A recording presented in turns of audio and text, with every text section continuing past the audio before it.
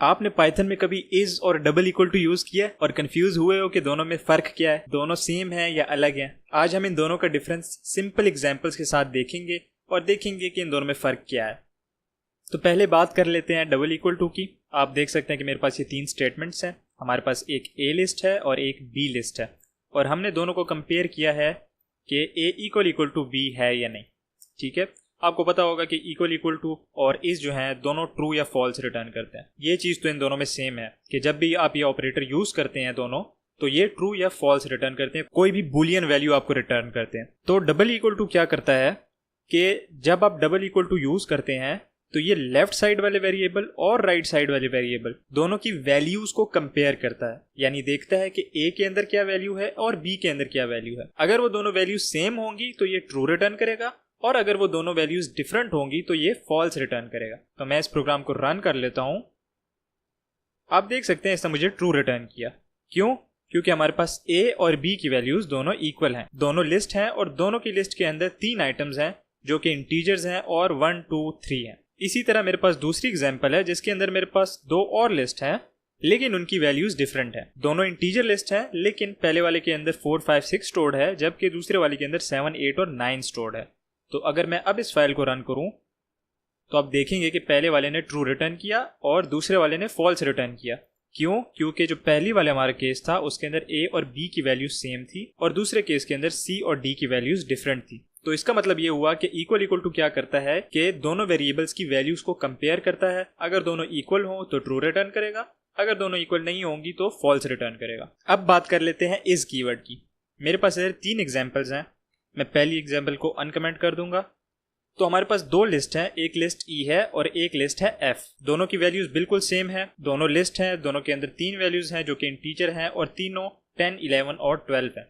और फिर मैंने स्टेटमेंट यूज की है ई इज एफ। तो इस कीवर्ड क्या करता है, ये चेक करता है कि जो आपके दोनों वेरिएबल्स हैं वो दोनों एक ही मेमोरी लोकेशन को पॉइंट कर रहे हैं या डिफरेंट मेमोरी लोकेशंस को पॉइंट कर रहे हैं।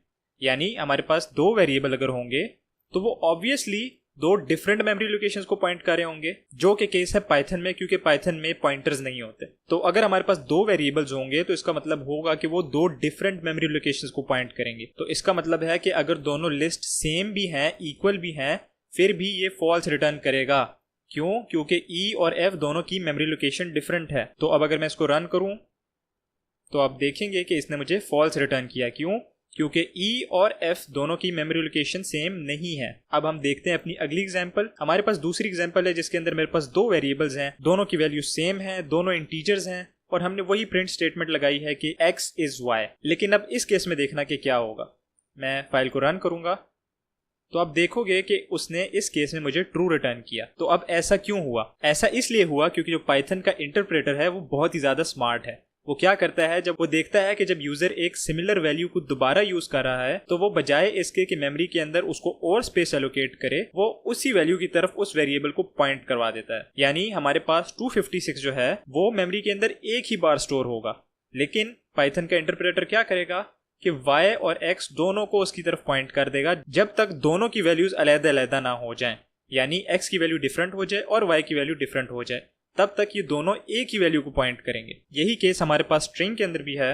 तो अगर मैं इसको भी अनकमेंट करके प्रिंट करूं तो आप देख सकते हैं कि पहला फॉल्स है और अगले दोनों हमारे पास ट्रू हैं। तो हमने देख लिया कि जो इक्वल टू है वो क्या करता है, दो वेरिएबल्स की वैल्यूज को कंपेयर करता है और इस देखता है कि वो दोनों एक ही लोकेशन को पॉइंट कर रहे हैं या नहीं। तो अब आपको क्या चाहिए कि दोनों कब यूज करें? आपको चाहिए कि जब भी दो वेरिएबल्स की वैल्यूज को कंपेयर कर रहे हो तो आप इक्वल टू यूज करें, और जब आप देखना चाह रहे हो कि एक वेरिएबल एक ऑब्जेक्ट है या नहीं तो आप इज यूज करें। जिसकी सबसे कॉमन एग्जाम्पल हमारे पास क्या है, नन की एग्जाम्पल है कि हमारे पास एक वेरिएबल हो और हम उसको नन की इक्वल कंपेयर करके देखें कि उसकी और नन की मेमोरी लोकेशन सेम है या नहीं। तो अगर मैं दोबारा इस फाइल को प्रिंट करूं तो आप देखेंगे कि ये ट्रू आया है, क्योंकि x की और नन की दोनों की मेमोरी लोकेशन सेम होगी। पाइथन ने अपनी ऑप्टिमाइजेशन टेक्निक यूज की और दोनों को एक ही मेमोरी लोकेशन की तरफ पॉइंट करवाया जिसके अंदर स्टोर्ड था नन। तो इस वीडियो का कंक्लूजन क्या है कि जब भी दो वैल्यूज को कंपेयर करना हो तो डबल इक्वल टू यूज करें, और जब भी आपने चेक करना हो कि एक वेरिएबल नन है या नहीं तो आप इज का यूज करें। यही था इस वीडियो के लिए। मिलते हैं अगली वीडियो में, तब तक के लिए